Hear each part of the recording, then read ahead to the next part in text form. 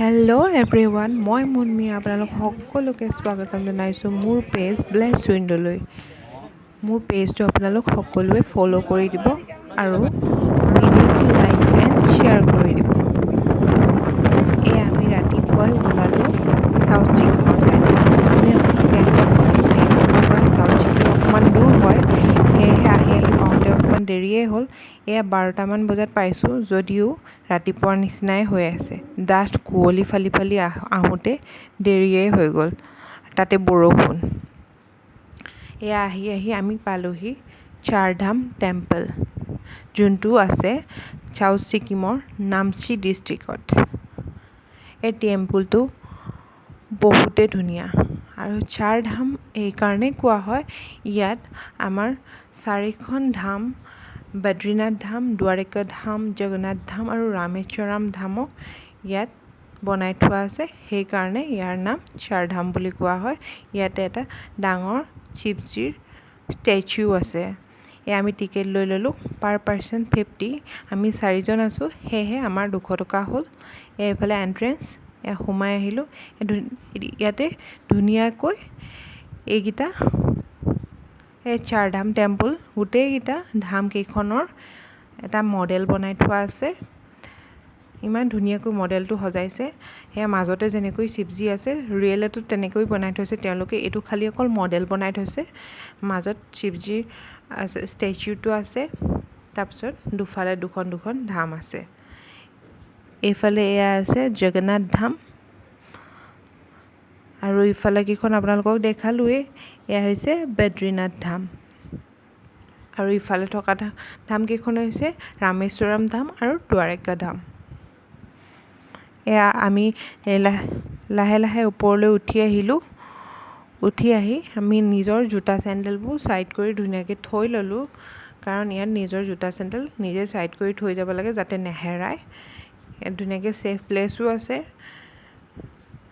এয়া জোতা খুলি আহি ভৰি হাতকেইটা অকণমান তিয়াই ল'লোঁ। তিয়াই লৈ ইয়াতে কাষতে থকা দোকানখনত আমি ভগৱানৰ ওচৰত জ্বলাবৰ কাৰণে ধূপ লৈ ল'লোঁ আৰু লগতে ফুল আৰু বিভিন্ন ধৰণৰ সামগ্ৰী তেওঁলোকে দি দিলে।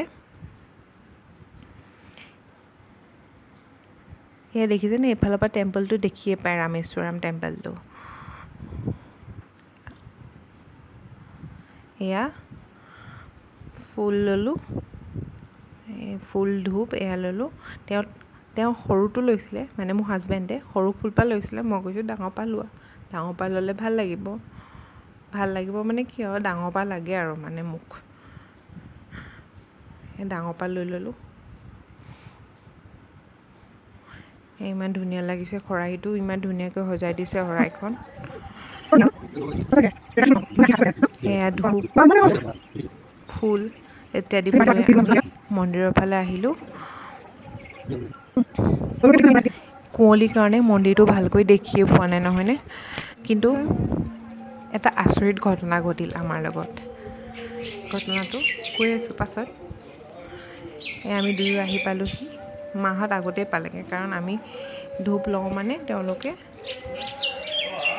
আগতে আহি তাত ৰৈ আছেহি। ইমান ধুনীয়া চৰাই মাত ইয়াতে, পৰিৱেশটো বৰ শান্ত।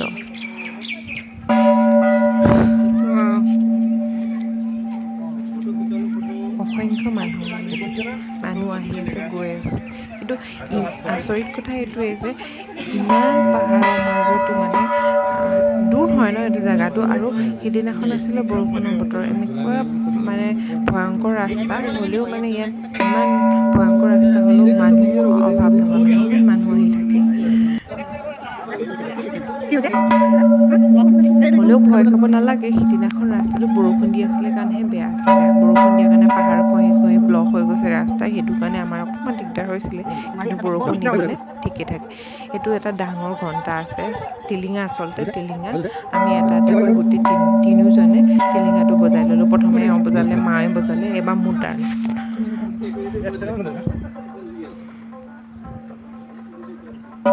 মনটো কিবা এটা ভাল লাগি গ'ল।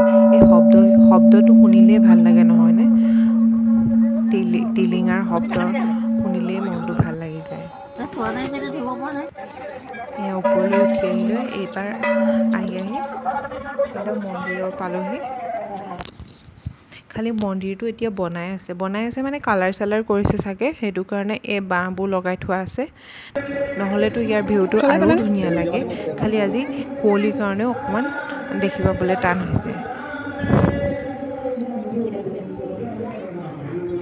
ইমান ধুনীয়াকৈ নাম প্ৰসংগ কৰি আছে, ভাল লাগিছে।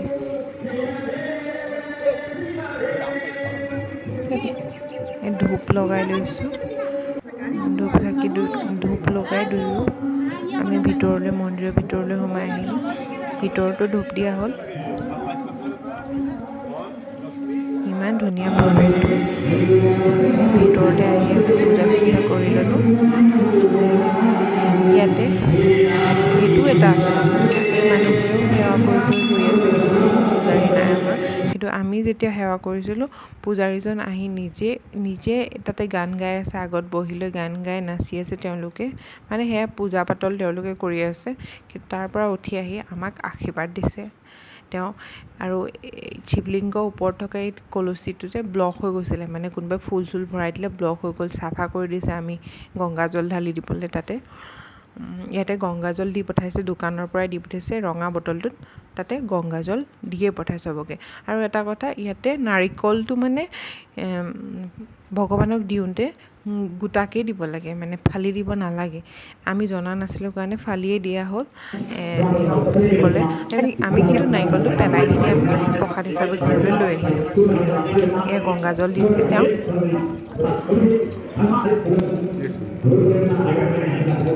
এয়া ভগৱানক তাতে ভোগ দিছে, লগতে ঢাকিও দিছে পূজাৰীজনে ধুনীয়াকৈ।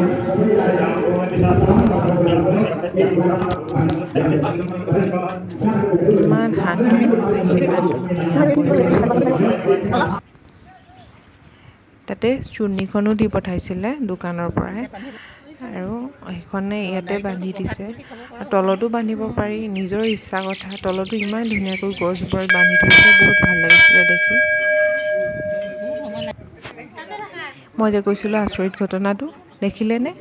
আমি সেৱা কৰি ভিতৰৰ পৰা বাহিৰলৈ ওলাই অহাৰ পাছতে মানে মন্দিৰটো আৰু পৰিৱেশটো ইমান ক্লিয়াৰকৈ চাফা হৈ গ'ল।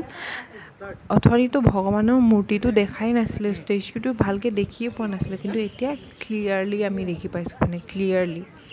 মানে সেইটো আমাৰ কাৰণে মানে ভগৱানে কিবা এটা আশীৰ্বাদ দিয়া নিচিনা লাগিলে। মানে ইমান দূৰৰ পৰা গৈ মানে 2 মিনিটৰ আগত তেনেকুৱা হৈ আছে গোটেই কুঁৱলী, 2 মিনিটৰ পাছত পূৰা ধুনীয়া চাফা হৈ গৈছে। আচৰিত লাগিলে কিন্তু, আৰু মনটো ইমান শান্তি লাগিছে।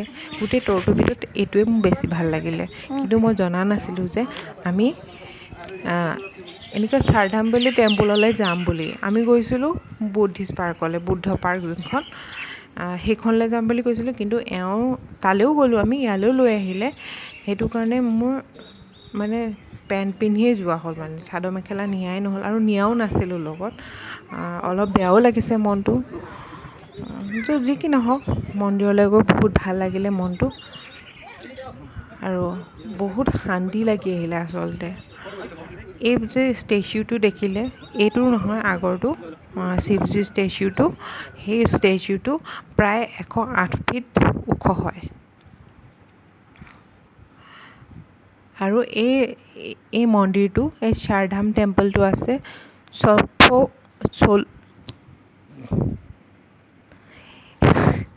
মুখতে নুফুটা হৈ গৈছে। এই মন্দিৰটো আছে এখন পাহাৰৰ ওপৰত, পাহাৰখনৰ নাম হ'ল ছ'ল'ফ'ক পাহাৰ, ছ'ল'ফ'ক হিল।